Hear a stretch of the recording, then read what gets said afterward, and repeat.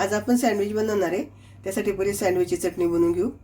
इथं आपण कोथिंबीर घेतली आहे, भरपूर सारी कोथिंबीर, पुदिना, त्यामध्ये आलं, ते लसणाच्या पाकळ्या घेतल्या 4-5, मिरची घेतली आहे, त्यामध्ये जिरं, चाट मसाला, चवीनुसार मीठ, तुमच्याकडे काळे मीठ असेल तर ते टाका, थोडासा हिंग, लाल मिरची पावडर तिखटवाली, थोडंसं दही आणि 1 चमचा लिंबाचा रस घेतोय आपण। आता आपण मिक्सरला बारीक करून घेऊ सगळं।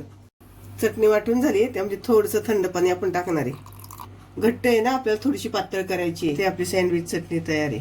आपण इथे 2 बटाटे उकडून घेतले, सोललेत आणि ते बारीक करून घेतले। त्यामध्ये मिरची पावडर, थोडीशी हिरवी मिरची, चाट मसाला, चवीनुसार मीठ, कांदा आणि कोथिंबीर आपण मिक्स करून घेऊया।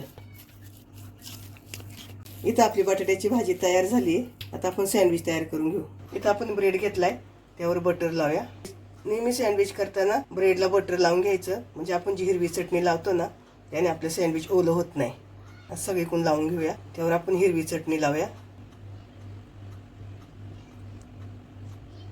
खाली ठेवते, त्यावर बटाट्याची भाजी सगळीकडे पसरून घ्यायची, पातळ पसरवायची, जास्त जाड नाही पसरवायची। आपण दुसरा ब्रेड घेतलाय, त्याला बटर लावलेलं आहे, त्यावर टोमॅटो सॉस लावून घेऊया। इथं आपण सगळीकडून बटाट्याची भाजी लावून घेतली, तर त्याच्यावर टाकायचा थोडासा चाट मसाला, थोडीशी चिली फ्लेक्स आणि ओरिगॅनो। आपण ब्रेडला सॉस लावून झालाय, आता तो याच्यावर आपण पालथा घालूया आणि थोडासा दाबून घेऊया। तर त्याच्यावर परत आपण बटर लावूया, सगळीकडून बटर लावून घ्यायचं। त्यावर परत हिरवी चटणी, त्याच्यावर आपण टमाट्याचे स्लाइस ठेवून घेऊया। त्यावरती काकडी आणि कांद्याचे रिंग ठेवून घेऊया। त्यावरती परत chaat masala, chilli flakes, oregano आणि थोडंसं मीठ, अगदी थोडंसं टाकायचं। बटर लावून घेतलंय, त्यावर टोमॅटो सॉस, याच्यावर आपण चीज किसून घेऊया। सॉस लावलेला ब्रेड पण परत याच्यावर ठेवूया, दाबून घेऊया। ब्रेडला वरून आपण परत बटर लावून घेऊ।